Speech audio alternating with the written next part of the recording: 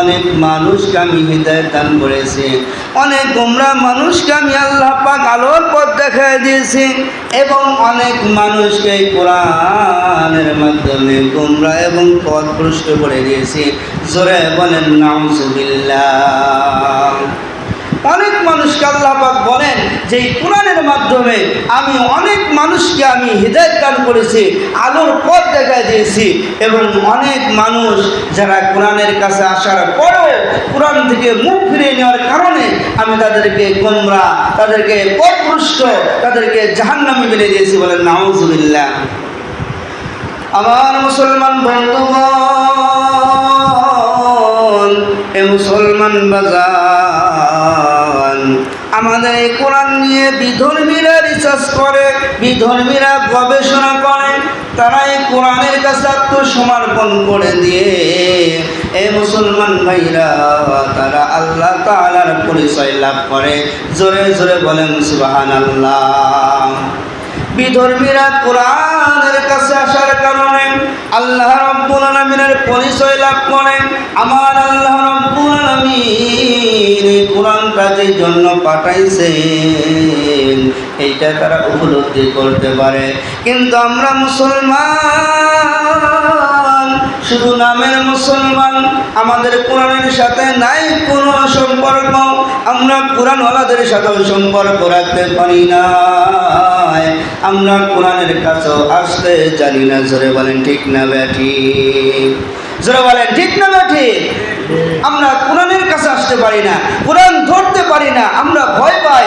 অথচ বিধর্মীরা, খ্রিস্টানেরা, ইহুদিরা, বিধর্মী 14গুলো লোক এই কোরআনকে রিসার্চ করেছে। তারা নিজেদের আমিত্বকে মিটিয়ে দিয়ে কোরআনের কাছে তারা আত্মসমর্পণ করে এই কোরআনের মাধ্যমে তারা হিদায়াত পেয়েছে। সুবহানাল্লাহ। আর আমরা মুসলমান, আমাদের তো সবচেয়ে বেশি উপকৃত হওয়ার কথা ছিল, আমাদের তো বেশি আমাদেরকে উপকৃত হয়ে আমাদেরকে আল্লাহমুখী হওয়ার কথা বেশি ছিল। জোরে বলেন ঠিক কিনা? অথচ আমরা কোরআনের কাছে আসতে পারি না, আমরা এই কোরআন নিয়ে গবেষণা করতে পারি না।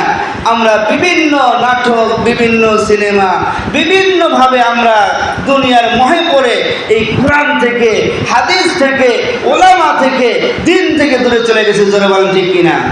জোরে বলেন ঠিক না ঠিক? কি ব্যাপার, কথা বলতেছেন না কেন? আমি কি ভুল বলছি? এই যে আমি এখানে অনেক দিন যাবত আছি, আমি একটা মানুষকে দেখতে পাই নাই যে হুজুর আমাকে একটু কোরআন পড়ান, হুজুর আমি সূরাটা জানি না, আল্লাহ যে কালাম নাজিল করেছে, আল্লাহ যে কোরআন দিয়েছে, এই কোরআনটা শুধু আমরা নামই শুনেছি, কিন্তু কোরআনের ভিতরে কি আছে আমরা দেখি নাই, আমরা জানি নাই, আমাদেরকে একটু জানায়া দেন, এমন মানুষ পাই নাই। অথচ হিন্দু বিধর্মীরা তারা বলে যে কোরআনটা এমন কি মহা ঔষধ, কোরআনটা এমন কি মহা পাওয়ার হাউস, এই কোরআনকে যারাই মানতে চায়, এই কোরআনের কাছে যারাই যায়, তারাই দেখি আল্লাহওয়ালা হয়ে যায়, তারাই দেখি জীবন দিতে চায়, কিন্তু ঈমান দিতে চায় না। সুবহানাল্লাহ।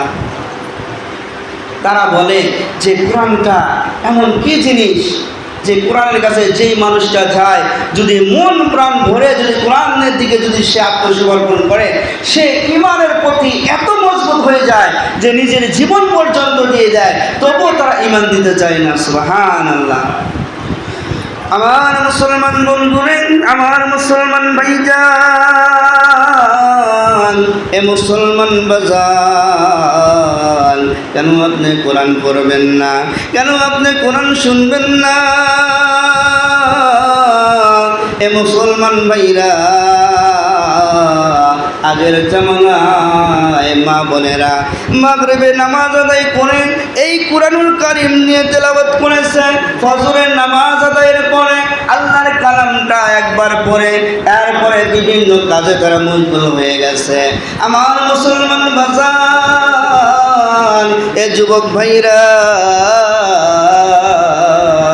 এ বাজানরে গভীর মনোযোগ দিয়ে শুনবেন। একজন হিন্দু ব্রাহ্মণ, একজন হিন্দু লোক একদিন রাত্রিবেলায় বাড়িতে যাবার জন্য বাজার থেকে রওনা করেছেন। এ মুসলমান বন্ধু, ওই ব্যক্তি চাইতে চাইতে হঠাৎ করে লক্ষ্য করে দেখে একজনের বাড়ির ভিতরে আকাশ থেকে বিশাল একটা আলোর ফোকাস একটা বাড়ির মধ্যে পড়িতেছে। ওই হিন্দু ব্রাহ্মণ বড় আশ্চর্য হয়ে গেল, এই বাড়িতে এমন কি দামি লাইট রয়েছে যার সরাসরি আসমান থেকে তার বাড়িতে আলো দিচ্ছে। আমার মুসলমান ভাইরা, এই হিন্দু ব্রাহ্মণ এইটা যখন প্রথম দিন দেখেছেন এই কিছু মনে করে নাই। দ্বিতীয় দিন আবার লক্ষ্য করে দেখেন ওই আসমান থেকে একটা বিশাল বড় আলোর ঝলক একটা বাড়ির মধ্যে পড়িতেছে। এইভাবে বেশ কিছুদিন দেখার পরে ওই হিন্দু ব্রাহ্মণ ধীরে ধীরে ওই বাড়ির লোকদেরকে জিজ্ঞাসা করে, তা বাড়ির একজন কর্তাকে জিজ্ঞাসা করতেছে, ভাইজান আমি তো প্রত্যেক দিন একটা জিনিস লক্ষ্য করে দেখলাম, আপনি এমন কি দামি লাইট কিনেছেন, এমন কি দামি জিনিস কিনেছেন, আপনার বাড়িতে গোটা বাড়িটা দেখা যায় আলোকিত হয়ে যায়, যার সংযোগ সরাসরি আসমান থেকে আসিতেছে, ব্যাপারটা কি? এবার ওই ব্যক্তি বলেন, না না আমি তেমন কোনো লাইট ক্রয় করি নাই, আমার তো এত টাকা পয়সা নাই, আমার তো এত ধন দৌলত নাই, আমি তেমন কিছু করতে পারি নাই। এবার বলতেছে, না তুমি একটু সত্য করে বলো। এবার বলতেছে, তাহলে ঘটনাটা কি তুমি বলো, কোন সময় এই আলোটা তুমি দেখেছো? বলে আমি প্রত্যেক দিন মাগরিবের নামাজের পর আমি যখন ঈশার আগ মুহূর্তে আমার বাড়ির দিকে রওনা করি, আমি লক্ষ্য করে দেখি আপনার বাড়িতে বিশাল একটা আলোর ঝলক দেখা যায়, আপনার গোটা বাড়িটা আলোয় ঝলমল করতে থাকে। বলেন সুবহানাল্লাহ। ওই লোকটা বলতেছে, ভাইজান তাহলে শোনেন, এইটা তো দুনিয়ার কোনো আমি আলো জ্বলাই না, আমার বাড়িতে আমার বাড়িওয়ালি মাগরিবের নামাজ আদায় করে আল্লাহর কালাম আল্লাহর কোরআনুল কারীমটা খুলে আমার রবের সাথে সে সম্পর্ক করতে থাকে, তার সাথে কথোপকথন বলতে থাকে। আমার মনে হয় এই কোরআনের ঝলকে আমার বাড়িটা তুমি গোটা বাড়ি ঝলক দেখতে থাকো। বলেন সুবহানাল্লাহ, জোরে বলেন সুবহানাল্লাহ।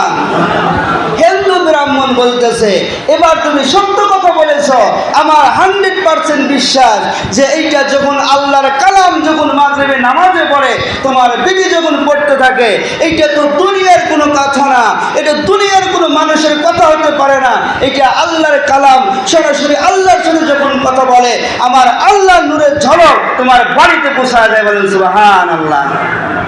এই দৃশ্য দেখার পর ওই হিন্দু ব্রাহ্মণ সে আর ব্রাহ্মণ থাকতে চায় নাই। সে বলে, যার সাথে সরাসরি কথা বলে আমাদের সৃষ্টিকর্তা আমাদের রব, যার সাথে কথা বলে তার সাথে যারা সম্পর্ক করবে এটা দুনিয়ার আলো হতে পারে, আমার বিশ্বাস মরণের পরও এমনিভাবে তার কবরে নূরের আলো জ্বালিয়ে যাবে। সুবহানাল্লাহ। সে কোরআনের কাছে এসে আত্মসমর্পণ করে এই দৃশ্য দেখে সে কালেমা পড়ে মুসলমান হয়ে গেছে। সুবহানাল্লাহ। আর আমরা কোরআন থেকে দূরে চলে যাই, আমরা ঘরের ভিতরে কোরআনগুলো ভালোভাবে ঢেকে রাখি, আর আমাদের টিভিগুলো বারবার সুন্দর করে মুছে মুছে ওপেন করি। এখন তো বিশ্বকাপ খেলা, এখন তো বলাই যাবে না, কোনো প্রকার স্পট করা যাবে না। জোরে বলেন ঠিক না ঠিক? কথা বলেন ঠিক না ঠিক? এই জন্যই তো হিন্দুরা বারবার আমাদের উপর বারবার ষড়যন্ত্র করে চাপিয়ে দিচ্ছে। এবার তারা আরো বড় পরিকল্পনা করছে, তারা মূর্তি স্থাপন করবে, বাংলার মুসলমানদেরকে দেখা দিবে যে তোমরা কিসের মুসলমান, তোমাদের তো ঈমান নাই।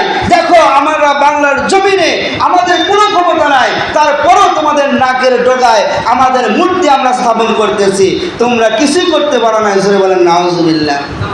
তারা বাহাদুরি করবে, অথচ এই মুসলমানের দেশ, এই মুসলমানের দেশে মুসলমানরা এর প্রতিবাদ করবে, এইটাই প্রতিবাদ করতেই যাবে না।